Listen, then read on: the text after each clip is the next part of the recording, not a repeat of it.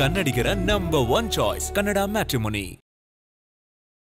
ಈಗ ಸದ್ಯಕ್ಕೆ ಅರಣ್ಯ ಭೂಮಿ ಅಂತ ಘೋಷಣೆ ಮಾಡಿದೆ. ಸೊ ಈ ನಿಟ್ಟಲ್ಲಿ ಮೊನ್ನೆ ಅಷ್ಟೇ ಅಭಿಮಾನಿಗಳ ಜೊತೆ ನೀವು ಮಾತನಾಡ್ತಾ ಇದ್ರಿ. ಒಂದಿಷ್ಟು ಸಹಜವಾಗಿ ಅವರ ಆಕ್ರೋಶ, ಅವರ ಬೇಸರ, ಗೊಂದಲ ನಿರ್ಮಾಣ ಆಗೋ ಹಂತಕ್ಕೆ ಏರ್ಪಡ್ತು. ಅದಾದ ನಂತರ ನಿಮ್ಮ ಮನಸ್ಸಲ್ಲಿ ಮೂಡಿದಂಥ ಬೆಳವಣಿಗೆಗಳೇನಾಗಿತ್ತು ಸರ್? ಏನಾಗಬಹುದು ಅನ್ನೋಂಥ ಲೆಕ್ಕಾಚಾರಗಳಿತ್ತು? ನಿಜವಾದ ಅಭಿಮಾನಿಗಳು ಗೊಂದಲ ಸೃಷ್ಟಿ ಮಾಡೇ ಇಲ್ಲ ಅವತ್ತು. ನಾನು ಹಿಂದೆ ಕೂಡ ಸುಮಾರು ಬಾರಿ ನಾನು ಅಭಿಮಾನಿಗಳ ಜೊತೆಯಲ್ಲಿ ಚರ್ಚೆ ಮಾಡಿದ್ದೀನಿ. ನಿಜವಾದ ಅಭಿಮಾನಿಗಳಿಗೆ ಅವರು ತುಂಬ ಬುದ್ಧಿವಂತರು ಕೂಡ, ಜೊತೆಗೆ ನಮ್ಮ ಬಗ್ಗೆ, ನಮ್ಮ ಕುಟುಂಬದವರ ಬಗ್ಗೆ, ಅಪ್ಪವ್ರ ಬಗ್ಗೆ ಸಾಕಷ್ಟು ಗೌರವ ಇರತಕ್ಕಂಥ ವ್ಯಕ್ತಿಗಳು ಅಭಿಮಾನಿಗಳು.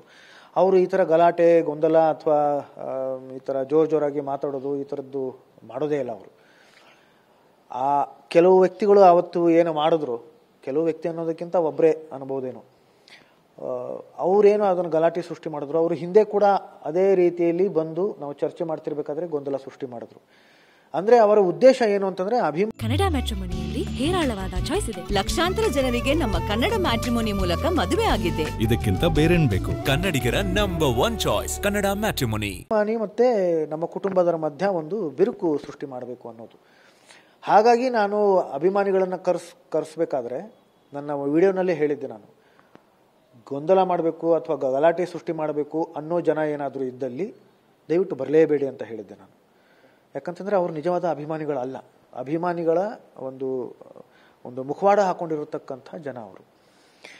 ಅಭಿಮಾನಿಗಳು ಏನಿದಾರೋ ಅದನ್ನು ತಿಳ್ಕೊತಾರೆ, ವಿಷಯ ಏನಿದೆ ತಿಳ್ಕೊತಾರೆ, ಸಮಸ್ಯೆಗಳು ಏನಿದಾವೆ ತಿಳ್ಕೊತಾರೆ. ಇದು ಏನು ಗೊತ್ತಿಲ್ಲದೆ ಸುಮ್ಮನೆ ಇದನ್ನ ಗಲಾಟೆ ಮಾಡೋದ್ರಲ್ಲಿ ಅರ್ಥವೇ ಇಲ್ಲ. ಸರ್, ಈಗ ಮೈಸೂರಲ್ಲಿ ಜಾಗ ಕೊಟ್ಟರು, ಅಲ್ಲಿ ಸ್ಮಾರಕ ಆಯಿತು ಅಂದರೆ ಭಾರತೀಯಮ್ಮ ಎಲ್ಲೋ ಒಂದು ಕಡೆ ಇದು ನಮ್ಮಿಂದ ಸಾಧ್ಯತೆ ಕಡಿಮೆ, ಇಲ್ಲಿ ನಮಗೆ ಆ ಸಾಧ್ಯತೆಗಳು ಸಿಗಲ್ಲ ಅನ್ನೋ ನಿಟ್ಟಿನಲ್ಲಿ ಸುಮ್ಮನಾಗಿತ್ತು ಕುಟುಂಬ ಸ್ವಲ್ಪ ದಿನಗಳ ಕಾಲ.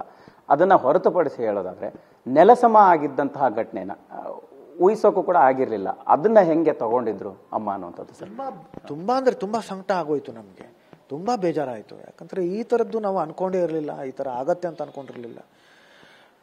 ಆಮೇಲೆ ಹೇಳದ್ನಲ್ಲ, ನಾವು ಭಾರತೀಯಮ್ಮ ತುಂಬ ಶ್ರದ್ಧೆಯಿಂದ ಅದನ್ನು ಕಟ್ಟಿದ್ರು, ಅದನ್ನು ಮಂಟಪ.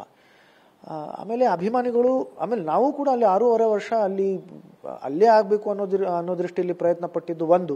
ಜೊತೆಗೆ ಅಲ್ಲಿ ಸಾಕಷ್ಟು ಸಮಾಜಮುಖಿ ಕೆಲಸಗಳನ್ನು ನಾವು ಮಾಡಿಕೊಂಡು ಬಂದಿದ್ದೀವಿ ಆ 6.5 ವರ್ಷ. ಸಾಕಷ್ಟು ಅಂದರೆ ನಮ್ಮ ಸರ್ಕಾರದ ಜೊತೆಯಲ್ಲಿ, ಸರ್ಕಾರೇತರ ಸಂಸ್ಥೆಗಳ ಜೊತೆಯಲ್ಲಿ, ಅಭಿಮಾನಿಗಳ ಜೊತೆಯಲ್ಲಿ, ಸಾಕಷ್ಟು ಆಸ್ಪತ್ರೆಗಳ ಜೊತೆಯಲ್ಲಿ ಒಂದು ಉಚಿತ ತಪಾಸಣೆ ಶಿಬಿರ ಆಗಿರಬಹುದು, ಚಿಕಿತ್ಸಾ ಶಿಬಿರ ಆಗಿರಬಹುದು, ಈ ಥರದ್ದು ಸಾಕಷ್ಟು ನಾವು ಅಲ್ಲಿ ಸಮಾಜಮುಖಿ ಕೆಲಸಗಳನ್ನು ಮಾಡ್ಕೊಂಡು ಬಂದಿದ್ದೀವಿ. ಯಾಕಂದರೆ ಅಷ್ಟು ಜನ ಅಲ್ಲಿ ಸೇರ್ತಾರೆ ಅಂತಂದರೆ ಅವರಿಗೇನಾದರೂ ಅದರಿಂದ ಉಪಯೋಗ ಆಗಬೇಕು ಅನ್ನೋ ದೃಷ್ಟಿಯಲ್ಲಿ. ಆ ಒಂದು ಜಾಗದಲ್ಲಿ ಸ್ಮಾರಕನೇ ಆಗ್ತಿಲ್ಲ ಅನ್ನೋದೇ ನಮಗೆ ತುಂಬ ಬೇಜಾರಿತ್ತು. ಆದರೆ ಅಭಿಮಾನಿಗಳು ಬಂದು ಹೋಗ್ತಾ ಇದ್ದಾರೆ, ನಾವಂತೂ ಅಲ್ಲಿ ಕಾಲಿಡಲ್ಲ ಅಂತ ಭಾರತೀಯಮ್ಮ ಹೇಳಿದ್ರು. ಯಾಕಂತಂದರೆ ಅದು ಕೂಡ ಹಿಂದೆ ಹೇಳಿದ್ದೀನಿ ನಾನು. ಗಣೇಶ್ ಅವರು ತುಂಬ ಕೆಟ್ಟದಾಗಿ ಮಾತಾಡಿದ್ರು ಮಾಧ್ಯಮದ ಮುಂದೆ. ಹಾಗಾಗಿ ಅಮ್ಮ ಅಂತಂದ್ರು ಇಷ್ಟೆಲ್ಲ ಪ್ರಯತ್ನ ಪಟ್ಟಿದ್ದಾಯ್ತು, ಎಲ್ಲ ರೀತಿಯಲ್ಲೂ ಪ್ರಯತ್ನ ಪಟ್ಟಿದ್ದಾಯ್ತು. ಅಮ್ಮ ಒಂದ್ಸಲ ಅಂತೂ ಎಲ್ಲರ ಮುಂದೆ ಕಣ್ಣೀರು ಹಾಕಿದ್ದಾರೆ. ಭಾರತೀಯಮ್ಮ ಅವರು ಕಣ್ಣೀರು ಹಾಕಿದ್ದಾರೆ ಅಂತಂದರೆ ಯೋಚನೆ ಮಾಡಿ ನೀವು. ತುಂಬ ಬೇಜಾರು ಪಟ್ಕೊಂಡಿದ್ರು ಅವರು. ಅಂಥದ್ರಲ್ಲಿ ಇವರು ಅವಮಾನವನ್ನು ಮಾಡಿ ನಮ್ಮ ಯಜಮಾನರು ಇಂಥ ಜಾಗದಲ್ಲಿ ಇರಲ್ಲಪ್ಪ ಅಂತ ಹೇಳಿದ್ರು. ಹಾಗಾಗಿ ಇಲ್ಲಿ ನಾನು ಮತ್ತೆ ಕಾಲಿಡಲ್ಲ ಅಂತಂದರು. ಅದರ ಮುಂಚೆನೇ 2 ವರ್ಷದ ಹಿಂದೆನೇ ನಮಗೆ ಮಾನ್ಯ ಮುಖ್ಯಮಂತ್ರಿಗಳು ಹೇಳಿದ್ರು, ಇಲ್ಲ ಆಗಲ್ಲ ಅಂತ.